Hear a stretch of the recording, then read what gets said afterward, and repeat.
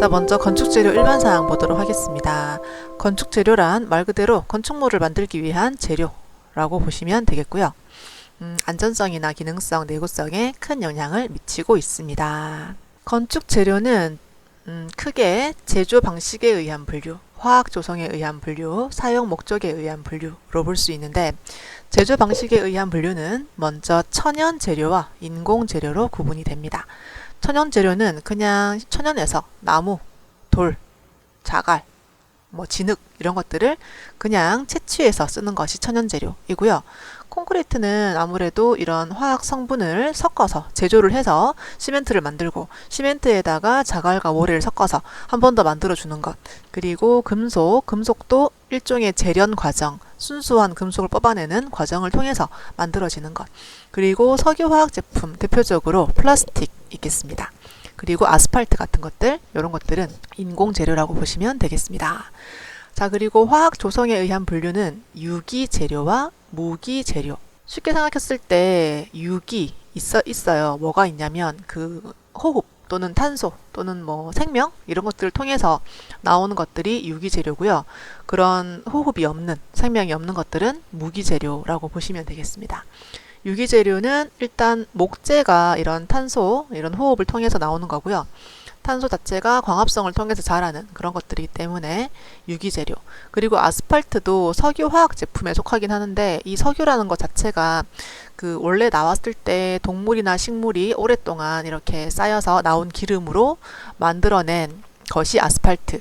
그리고 섬유 또한 석유화학 제품, 석유에서 나온 것들이죠. 그리고 플라스틱도 마찬가지. 그리고 도장재, 이것도 물론 나무 수액 같은 걸로 또 만들기도 하지만 이런 플라스틱, 석유, 화학 제품으로 나오기도 하기 때문에 도장재도 유기재료.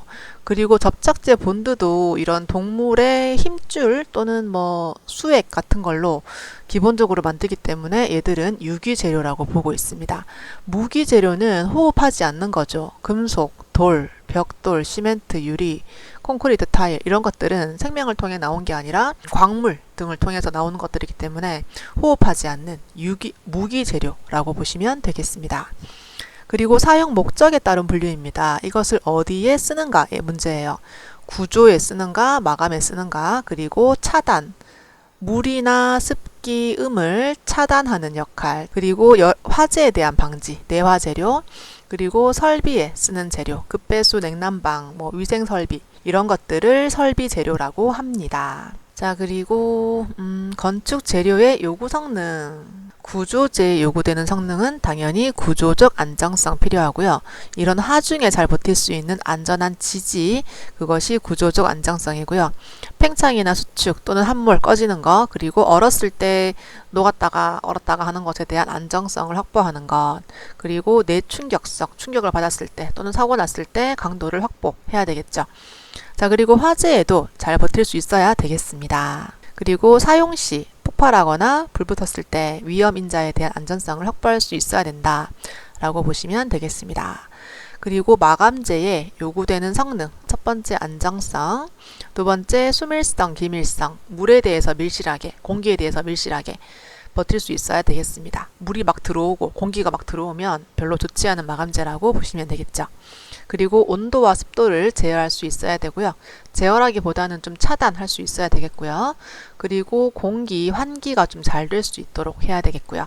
그리고 소리를 잘 먹어야 되는 경우 또는 소리를 잘 튕겨내야 되는 경우 그것들을 만족시켜야 되겠습니다.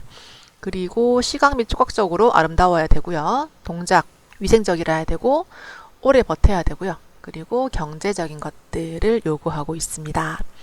자, 그리고 한국 산업규격을 참고로 봤는데 우리 건축은 토목건설 F에 속한다는 거 알아두시면 되겠습니다. 자, 그리고 건축 재료의 일반적 성질, 조금 어려운 말들이 나오니까 반드시 천천히 한번 읽어보실 건데, 키워드 위주로 보시면 먼저 탄성이에요. 탄력이 있는 겁니다.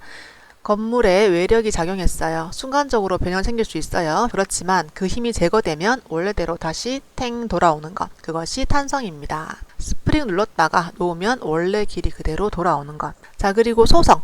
소성이라는 것은 재료에 작용하는 외력이 어느 한도에 도달하면 외력의 증거 없이 더 세게 누르지 않았지만 변형만 증대가 되는 현상입니다.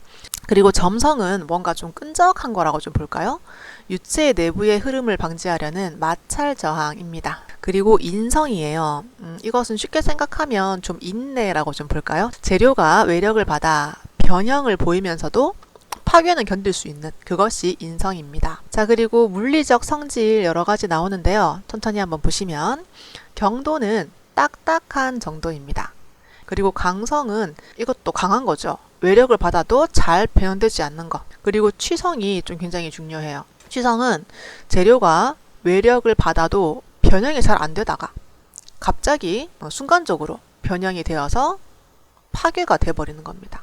그래서 우리가 취성이 큰 재료 중에서 유리라는 것이 있는데 이것은 탄력도 별로 없고 힘을 받으면 적은 힘에도 바로 파괴가 돼버리는 취약한 아이입니다. 그리고 연성은 재료가 탄성 한계 이상의 힘을 받아도 파괴되지 않고 가늘고 길게 늘어나는 성질이다. 늘어나는 성질. 이것이 연성. 그래서 우리가 철사를 떠올려요. 금속에다가 열을 줘서 이렇게 잡아당기면 파괴되는 것이 아니라 길게 늘어나서 그대로 유지가 되는 거죠. 전성도 좀 비슷해요. 이것도 파괴되지 않고 판으로 펼쳐지는 현상입니다. 그래서 우리가 이것을 떠올릴 때는 철판을 떠올려요. 일반적으로 전성과 연성은 금속 재료의 일반적인 성질 중 하나이다. 이 두 가지 또 중요하게 보시고요. 또 취성은 또 문제에 많이 나오기 때문에 잘 봐두시기 바랍니다. 자, 그리고 피로 또는 피로 파괴라는 게 나와요. 만약에 어떤 구조물에 예를 들어서 10이라는 힘이 파괴되는 기준이에요. 그런데 이렇게 되는 게 아니라 1이라는 힘이 계속 되는 겁니다. 그러면 이게 계속된다고 해서 순간적으로 부러지는 건 아니지만 분명히 이 구조체에 어떤 문제를 일으킬 거라는 거죠. 강도를 떨어뜨린다거나 또는 굉장히 오랜 시간 지나면 파괴된다거나 이렇게 되는 것이 피로 또는 피로 파괴입니다. 여러 번의 반복 응량에 대하여 설계 기준 강도 이하에서 아까 10이 부러지는데 1로 계속한다 그랬죠? 설계 강도 이하에서 파괴되는 현상입니다. 지진, 진동 등 이런 진동 외력이 주요 영향으로 작용되고 있습니다. 자, 그 다음 열 전도율 우리 나왔었죠. 열이 고온에서 저온으로 이동을 하는데 보통 고체 안에서 많이 일어나는 겁니다. 그리고 열 팽창 개수는 열에 의해 팽창되는 겁니다. 열에 의한 팽창으로 길이에 대한 비율은 길이는 선이죠. 선 팽창 개수. 열에 대한 팽창으로 용적이 늘어나고 줄어나요. 그것은 체적이라고 부르는 체팽창 개수라고 보시면 됩니다. 일단 열 팽창 개수는 열에 대해서 늘어났다가 줄었다가 팽창하는 것이라고 보시면 좋겠습니다. 그리고 연화점과 용융점이라는 말이 나와요. 재료에 열을 가하면 곧 연해지는 거죠. 아스팔트나 유리와 같이 고체에서 액체는 액체로 변하는 경계점이 불분명해요. 우리 보통 아스팔트 굉장히 뜨거운 열에 녹아요. 우리 유리공예 아시죠? 유리를 이렇게 열을 가해서 불면 이렇게 액체로 흐물흐물해지면서 풍선처럼 불립니다. 그런데 그 경계점이 좀 불분명해요. 그것을 연화점이라고 부릅니다. 근데 용융점이라는 것은 금속 재료, 우리 금속에 열을 가하면 용광로에 물이 되잖아요. 그런데 그것은 경계점이 굉장히 뚜렷하다고 합니다. 그래서 그런 것들은 용융점 또는 용융된다 라고 부르고요. 참고사항 반드시 읽어보시고요. 자, 그리고 투과율, 반사율 이렇게 나오죠. 투과는 재료 표면의 평활도, 두께, 가시광선, 적외선 및 자외선의 파장에 따라 달라지고요. 빛이 어떻게 들어오는가의 문제입니다. 그리고 최강 재료의 합리적인 사용으로 광선의 선택적 흡수, 투과를 가능하게 합니다. 우리 빛을 무조건 반사시켜 버리는 게 아니라 일정 부분은 집 안으로 들어와야지 바깥 풍경도 보이고 조금 밝기도 밝고, 그래서 일반적으로 투과율도 굉장히 중요하게 생각을 해야 되고요. 반사율, 너무 더울 때는 이 빛을 좀 밖으로 튕겨내 버려야 되는 경우가 있습니다. 그래서 반사율도 좀 자세하게 봐야 되는 내용입니다. 보통 유리나 뭐 이런 약간 투명한 물체에서 나타나는 거고요. 난반사와 정반사가 있어요. 난반사는 빛이 사방으로 흩어져 버리는 현상, 재료의 색깔을 주로 표현하게 되고요. 정반사는 빛이 같은 방향으로 나아가는 현상이에요. 일반적으로 거울이나 아주 반사가 잘 되는 유리에서 나타나는 현상입니다. 재료의 광택을 나타내는 성질이라고 보시면 되겠습니다. 자, 그리고 흡음과 차음은 한번 나왔어요. 그 전에 흡음은 음을 흡수하는 것, 차음은 음을 튕겨내는 것. 그래서 흡음은 음을 흡수해야 되기 때문에 이런 다공질 또는 공기층 이런 것들의 영향을 많이 받고요. 차음도는 재료가 얼만큼 차단하는가의 정도이기 때문에 굉장히 밀실한 재료, 금속 같은 것들, 그런 것들은 차음도라고 보시면 되겠습니다. 테라코타라는 점토 제품이 있어요. 테라코타는 이렇게 속이 비어있는 점토로 구운 입체 타일입니다. 이것은 속이 비어있기 때문에 소리가 일단 조금 더 막아주는 그런 성질은 있지만 그래도 이 자체가 단단하기 때문에 소리는 튕겨내는 거예요. 그래서 흡음 재료는 사용할 수 없다. 자, 그 다음에 비중입니다. 비중은 재료의 무게랑 부피의 비율이라고 보시면 되겠습니다. 4도씨의 물을 기준으로 봤을 때 얘보다 좀 더 무거우면 비중이 높은 것, 또 가벼우면 비중이 낮은 것입니다. 그래서 비중이 1을 넘어가면 물에 가라앉고요.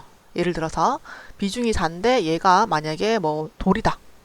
이렇게 하면은 얘는 보통 물에 가라앉잖아요. 근데 만약에 뭐 스티로폼처럼 비중이 0.3이다. 예를 들어서 그러면은 요 알갱이들이 물에 떠요. 그래서 4도씨 물을 기준으로 위로 뜨는 것은 비중이 1보다 낮은 것.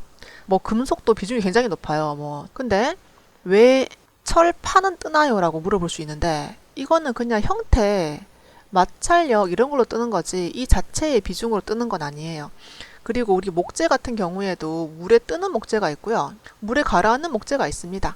그런데 왜 우리 목재의 비중이 1.5라고 하는 거냐면 목재 사이에 있는 공극, 이 빈 부분을 모두 없애고 톱밥으로 만들었을 때 그럴 때의 비중이 1.5예요. 그것은 물에 가라앉는 성질이 있고요. 이렇게 공극, 생나무 상태에서는 안에 공극이 안에 이렇게 빈 공간이 많기 때문에 나무가 물에 뜨는 그런 현상이라고 보시면 되겠습니다. 그리고 점토의 비중은 좀 외워둘게요. 우리 점토의 비중은 2.5에서 2.6 정도입니다. 자, 그리고 함수율, 보통 우리 목재에서 많이 쓰는 말인데요. 이 목재에서 수분을 얼만큼 차지하고 있는가 중량으로 나눈 값입니다. 자, 흡수율, 재료를 일정 시간 물속에 넣었을 때 얼만큼 물을 흡수하는가에 대한 비율입니다. 그리고 비열, 이것은 1g인 재료의 온도를 1도씨 높이는데 필요한 열의 양, 용어 알아두시기 바랍니다. 내후성이라는 것은 내가 뭔가에 인내, 버티는 거죠. 후는 기후에 버티는 거예요. 기후가 좀 춥고 덥고 해도 잘 버티는 것이 내후성이 좋은 것입니다. 그리고 내마모성은 마모되는 거예요. 이렇게 많이 스크래치가 났을 때 긁히지 않는 것이 내마모성이 좋은 것. 그리고 내식성은 부식에 저항하는 겁니다. 그리고 화학약품에 저항하는 것. 자, 그리고 이와 같은 인자에 저항할 수 있도록 해줌으로써 필요에 따라서 내구성이 있는 재료를 만들 수 있다.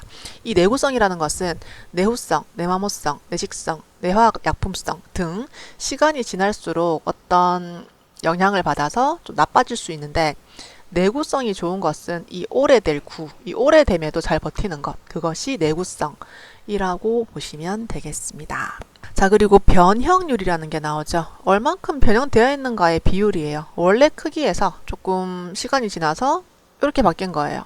요만큼 바뀐 것이 원래에 비해서 몇 % 줄었는가, 이것을 물어보는 것이 변형률입니다. 자, 그리고 변형률이 나왔으니까 옆에 잠깐 보시면 뿌아송비라는 게 있어요. 이것은 이렇게 축방향을 힘을 가했어요. 누르거나 당기거나. 이렇게 하면 이렇게 옆쪽으로 좀 볼록해주는 성질이 있죠. 어떤 지우개 같은 건 더 심할 것이고 목재도 이런 성질이 있을 겁니다. 이랬을 때 이 축 방향 여기서 눌렀더니 이만큼 줄었어요. 그래서 이 줄어든 것과 늘어난 것의 비율을 뿌아송비라고 부르고 있습니다.